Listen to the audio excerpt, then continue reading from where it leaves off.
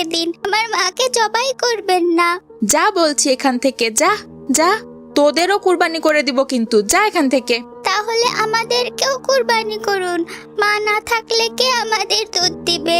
এমনিতেই না খেয়ে মারা যাব আমরা, মায়ের সাথেই না হয় মরে যাই।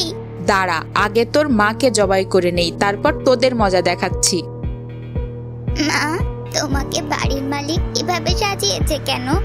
তুমি কোথায় যাচ্ছ মা?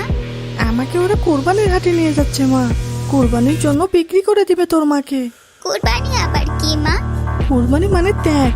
আল্লাহকে খুশি করার জন্য মানুষ কোরবানি করে ত্যাগ করে। এই দিন তারা পশু জবাই করে আল্লাহর জন্য কোরবানি করে। তার মানে কি তোমাকে ওরা জবাই করবে মা?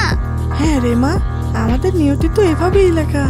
আমাদের আল্লাহ এই দুনিয়াতে পাঠিয়েছেন মানুষের জন্য, এই জন্যই তো মানুষ এত আদর যত্ন করে আমাদের বড় করে, তারপর জবাই করে খায়। না না মা, তোমাকে জবাই করতে দিব না। আমরা দুই ভাই বোন তাহলে দুধ পাবো কোথায়? কি খেয়ে বাঁচবো? আমরা তোমাকে অনেক ভালোবাসি মা। কষ্ট পেও না বাচ্চারা, আমাদের তো একসময় না একসময় জবাই হতেই হবে। কোরবানিতে জবাই হওয়াও ভাগ্যের ব্যাপার। এই ছাগল জীবনে এইটুকু চাওয়া নিয়েই তো আমাদের বড় হওয়া মা। না মা, আমরা তোমাকে ছাড়া একদম থাকতে পারবো না।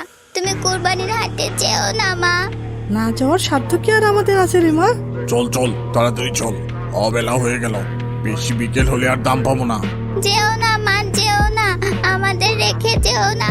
লিল্লা, কোরবানির জন্য একটা ভালো পশু কেনা অনেক গুরুত্বপূর্ণ। কেন বাবা? কোরবানি করা হয় আল্লাহ, সেটা দিয়ে কি করা উচিত নয় বাবা? কিন্তু বাবা, সবার তো অনেক দাম দিয়ে সুন্দর পশু কেনার সামর্থ্য নেই। ছেড়ে দাও। কে কে কথা বলে? কে? আমি এখানে, নিচে তাকাও, আমি নিচেই আছি। এ তো ছাগলের বাচ্চা। ছাগলের বাচ্চা কথা বলে নাকি আমি ভুল দেখছি? না, ভুল দেখোনি, আমি কথা বলছি। তোমরা আমার মাকে ছেড়ে দাও না, দয়া করে ছেড়ে দাও। তোমার মাকে? কি হয়েছে তোমার মায়ের? তোমরা আমার মাকে কুরবানির জন্য নিয়ে এসেছো। আমার মাকে জবাই করবে ঈদের দিন। আমরা যে মায়ের দুধ ছাড়া আর কিচ্ছু খাই না। আমার মাকে জবাই করলে আমরা না খেয়ে মারা যাব। দয়া করো। কি বলছো? তোমার মাকে তো আমরা টাকা দিয়ে কিনে নিয়ে এসেছি, ছেড়ে দিব কেন তাকে? তোমরা চলে যাও, আগামী পরশুদিন কুরবানি, আমরা তোমার মাকেই কুরবানি করব। এত নির্দয় হবে না দয়া করে। আমরা আমাদের মাকে ছাড়া কিভাবে বাঁচবো? যাও বলছি এখান থেকে, যাও। আমার তোমরা বুঝতে পারছো না কেন? এটা ইসলামের একটা ইবাদত। তোমার মায়ের ভাগ্য তাকে আল্লাহ কুরবানির জন্য কবুল করেছেন। আমরা আমার মাকে ছাড়া দুধ পাবো কোথায়? কিভাবে বাঁচবো? যাও তো এখান থেকে, বেশি পটর পটর করলে তোমাদেরকেও ধরে তোমার মায়ের সাথে কুরবানি দিয়ে দিব কিন্তু। যাও বলছি। ভয় করবেন না। যা বলছি এখান থেকে, যা যা, তোদেরও কুরবানি করে দিব কিন্তু, যা এখান থেকে। তাহলে আমাদেরকেও কুরবানি করুন, মা না থাকলে কে আমাদের দুধ দিবে? এমনিতেই না খেয়ে মারা যাব আমরা, মায়ের সাথেই না হয় মরে যাই। দাঁড়া, আগে তোর মাকে জবাই করে নেই, তারপর তোদের মজা দেখাচ্ছি।